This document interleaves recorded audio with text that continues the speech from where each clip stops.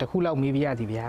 တကယ်လို့တဲ့ကိုမိသားစုတွေကတယောက်ယောက်တည်သွားခဲ့ရင်ဘလို့ဆက်လုပ်ရမလဲဗျာတဲ့ဘသူတွေကိုဆက်သွယ်ရမလဲဗျာတဲ့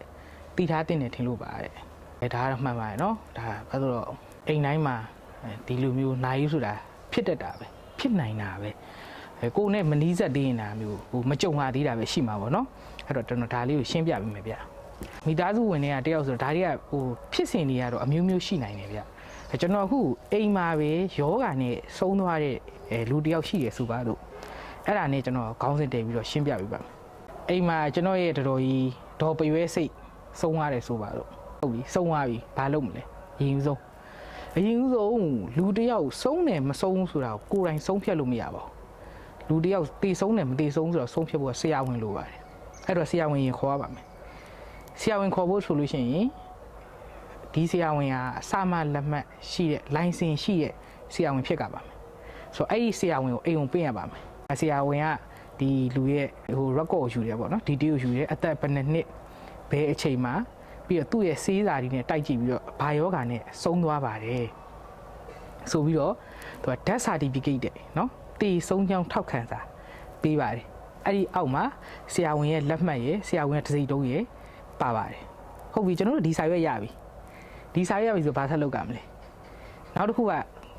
ဒီလူရဲ့နေထိုင်ရာနေရာနေထိုင်ကြောင်းနေရာပေါ့နော်ဒါဘယ်ရက်ကွက်မှာရှိပါတယ်ဆိုတော့နေထိုင်ကြောင်းနေရာကိုကျွန်တော်သိဖို့အတွက်ရက်ကွက်ထောက်ခံစာတွားယူရပါမယ်အစစ်နှစ်နဲ့နော်ရက်ကွက်ထောက်ခံစာယူဖို့အတွက်ဆိုရင်ရက်ကွက်ရုံးကိုတွားရမယ်ရက်ကွက်ရုံးကိုတွားပြီးတော့ဒီလူရဲ့တေဆုံးသူရဲ့မှတ်ပုံနေဒါအိမ်အောင်စုစင်းရှိရင်လည်းအိမ်အောင်စုစင်းယူပါပေါ့နော်အိမ်အောင်စုစင်းဒါမှမဟုတ်ဧည့်စင်းနဲ့နေတယ်ဆိုလည်းဧည့်စင်းစာအုပ်ယူပါပေါ့ယူပါပြီးတော့ရက်ကွက်ရုံးသွားပါမယ်ရက်ကွက်ရုံးရောက်ပြီဆိုရင်ဒီလူကဒီရက်ကွက်မှာနေထိုင်ကြောင်းဟုတ်ကဲ့ပါဒီပြီးရင်ဘာအတွက်လုပ်မှလဲဆိုလို့ရှိရင်တော့ဒီတင်းညက်လက်မှတ်ထုတ်ယူရမှာနော်တေဆုံးကြောင်းဆိုတော့အဲ့လိုထောက်ခံစာမျိုးရက်ကွက်ရုံးမှာသွားထုတ်ကြပါမယ်ဒီနှစ်ခုရပြီတေဆုံးကြောင်းထောက်ခံစာ death certificate ပြီးရင်ရက်ကွက်အတွင်းမှာနေထိုင်ကြောင်းနော်ဒီနှစ်ခုရပြီဆိုလို့ရှိရင်ကျွန်တော်တို့မြို့နယ်ဒေသန္တရကိုသွားရပါမယ်မြို့နယ်စေယုံရှိပါတယ်စေယုံသွားတယ်သွားပြီးတော့ဒီမှတ်ပုံတင်ပြီးမူရင်းမိတ်တူတကောင်စင်းမူရင်းမိတ်တူခုနတေဆုံးကြောင့်ထောက်ခံစာမူရင်းမိတ်တူရက်ကွက်ထောက်ခံစာမူရင်းမိတ်တူတွေကိုယူရပါတယ်မူရင်းတွေယူရတယ်နော်မမေ့နဲ့အဲ့ဒါအရေးကြီးတယ်ဒါကြောင့်မူရင်းမပါလို့နော်မထုတ်ပေးဘူးဖြစ်မယ်ယူရပြီးတော့တင်းញိုင်းလက်မှတ်အရေးကြီးဆုံးလာပြီနော်တင်းញိုင်းလက်မှတ်ထုတ်ပေးတဲ့နေရာရှိပါတယ်ဆီယာမကြီးထုတ်ပေးတာများပါတယ်ဆီယာမတွေကသူတို့လိုချင်တဲ့အချက်လက်တွေဖြည့်တယ်ပြီးရင်ဒါအခုလာယူတာဘာတူလဲဒီဆုံးသူနဲ့ဘာတော်လဲအချက်လက်တွေဖြည့်တယ်ဖြည့်ပြီးွားရင်ကျွန်တော်တို့ကိုတင်းញိုင်းလက်မှတ်ဆိုတာပြီးပါတယ်ဒီတင်းញိုင်းလက်မှတ်ရပြီဆိုလို့ရှိရင်ဒီလူကိုမိတိကျိုလို့ရပါပြီဘယ်တုတ်တံမှာတကြိုခြင်းလဲရေဝေးမှာတကြိုခြင်းသလားကြည်စုမှာတကြိုခြင်းသလားဟိုးထိမ်မင်းမှာသွားတကြိုခြင်းသလားချိန်တဲ့တုတ်တံမှာမိတိကျိုလို့ရပါပြီအဲ့ဒီမိတိကျိုဖို့အတွက်ဆိုလို့ရှိရင်ဘာလုပ်မလဲဒီတုတ်တံကိုပို့ရမယ်ဒီ body ကိုတုတ်တံကိုပို့ရမယ်တင်းញိုင်းလက်မှတ်ရရင်ပို့ဖို့ဆိုလို့ရှိရင်နိဗ္ဗာန်ရင်လို့ပြီနိဗ္ဗာန်ရင်ဘယ်ကခေါ်မလဲ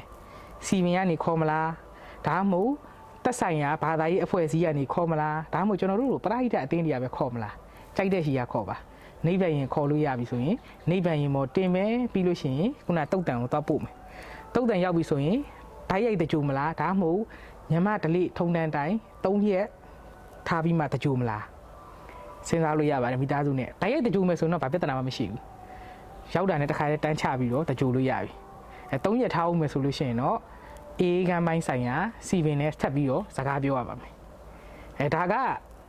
ကျွန်တော်နိုင်မချသေးပါဘူးနိုင်ကိုအေးကမ်းမှာထားတဲ့အဆင့်ထိရောက်သွားပါပြီ